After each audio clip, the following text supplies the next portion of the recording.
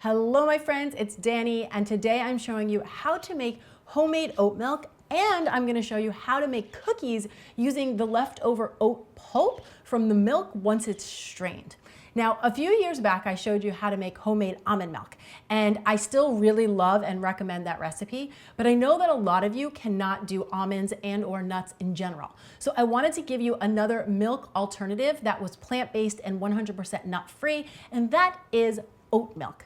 Now, you may notice that oat milk has become pretty popular over the last couple of years, and that's because it's really rich, it's really creamy, it's really delicious, and it happens to be very easy to make. All you really need to make oat milk is 1 cup of good old-fashioned organic rolled oats and 4 cups of filtered water. That's all that's 100% necessary. But I also like to add some flavor boosters in there as well.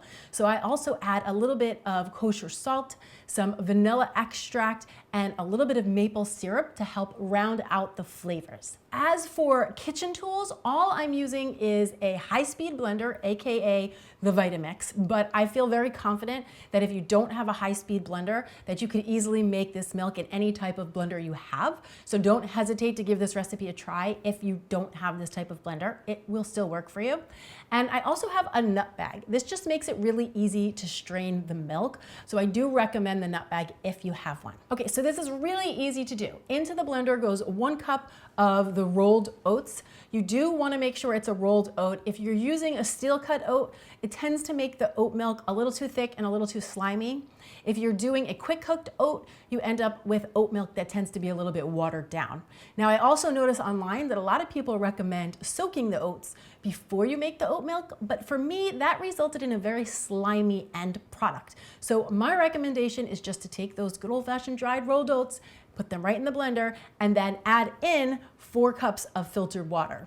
Pop on the lid and let that go on high for about 20 to 30 seconds. That is really all you need. As soon as it comes together and those oats are broken down, you are done. If you let the milk blend for too long and the milk begins to warm up or heat, again, that results in a really slimy end product. So we want to do this as quickly and efficiently as possible. Once you've blended it up and everything has come together, I like to add in my flavor boosters. So in goes a pinch of sea salt, a teaspoon of vanilla extract, and then just 1 tablespoon of real maple syrup to help round out all the flavors a bit. Blend it for another 10 seconds. And the oat milk is ready to go. Once the nut milk is all blended up and ready to go, I take the nut bag and I just place it over a large spouted cup. You could also do this over a bowl, whatever you have on hand will work. And if you didn't have a nut bag, you could also do this with a fine mesh strainer. And then slowly pour the milk through the bag, being careful to just lift it up a bit as you go. Once you get all the milk poured through, you want to lift the bag and let the milk drip through. You can give it a gentle squish, but you don't want to give it a big squeeze, because the more you squish and squeeze the oats, the slimier the milk ends up. So you kind of just have to let this drip through at its own pace. And then once it's all strained out, you remove the bag and the oat milk is ready to go. So from here, what I do is I just transfer it into a large glass mason jar that has an airtight lid, and I keep it just like this in the refrigerator, where it will last happily for up to 5 days. Side note to keep in mind, I'm not sure why, but homemade oat milk does not like to be heated up. It tends to get a little bit thick, and I hate to keep using this word, but it tends to get kind of slimy. So if your vision was to use it in, say, a latte or a homemade hot chocolate, I would recommend not making it from scratch and just sticking to the store-bought version. But it's absolutely delicious poured over some cereal. We love it over granola with some fresh cut berries. It would be fantastic in your favorite smoothie, and it also makes a lovely cup of chocolate milk. Okay, so once you strain the milk, you're gonna see that you have this oat pulp left over in the bag. This is basically the fiber and the little itty bitty pieces of oatmeal that didn't break down. Now, a lot of people would throw this in the garbage, but I love to use this to make cookies. So what I do is I just scrape it out of the bag. You're gonna have anywhere between 1/4 and 1/3 of a cup. And I use this in my go-to chocolate chip cookie recipe. So I take that recipe, I follow it as is, and I add this oat pulp to the batter. It adds like this really moist, delicious texture that, dare I say, might be better than the original cookie. I'm not committed to that statement. They're both really good, but it does make a good cookie. So here's what you're gonna do. Get yourself a nice big bowl. Into that bowl goes 1 cup of all natural unsalted almond butter, along with 3/4 cup of monk fruit. Now, I've been experimenting a lot with monk fruit in my baking recipes lately. It's basically an all-natural, calorie-free sweetener that does not affect blood sugar levels like a traditional sugar would.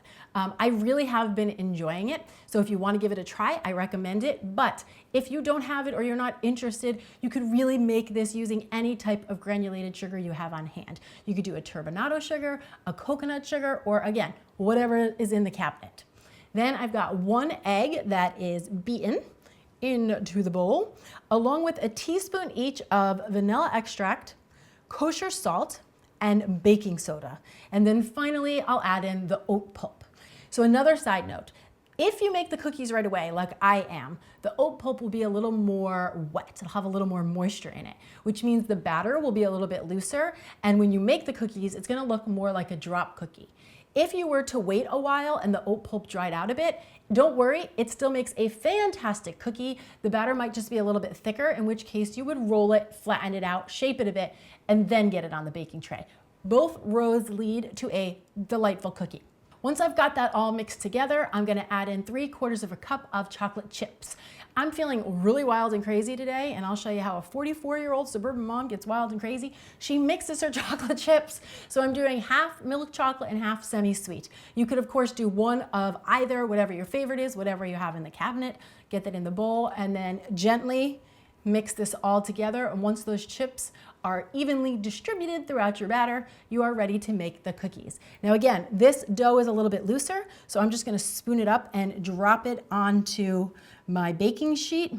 If yours was a bit thicker, roll, flatten, shape, and then get it on your baking sheet. Once you've got all your cookies on the tray, ready to go, I'm just gonna pop this into a 350-degree oven for 10 to 12 minutes or until the cookies are golden brown and set through. Now this recipe makes 24 cookies, so that's gonna be 2 batches of cookies.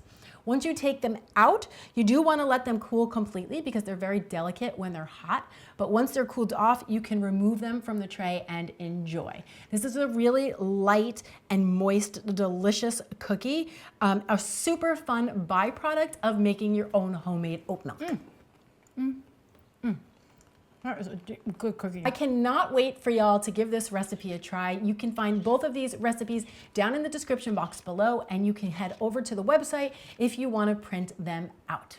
If you have not already, please take a moment to like, subscribe, and share this video with anybody else you know who wants to make healthy eating easy. And when you try the recipe, don't forget to tag me on Instagram and on Facebook so I can see all the clean and deliciousness you're whipping up in your very own kitchens. Thank you so much for watching. I'm Dani Spies, and I'll see you back here next time with some more clean and deliciousness.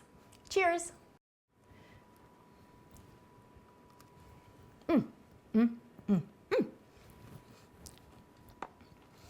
Very light, very moist, almost airy, delicious. So good.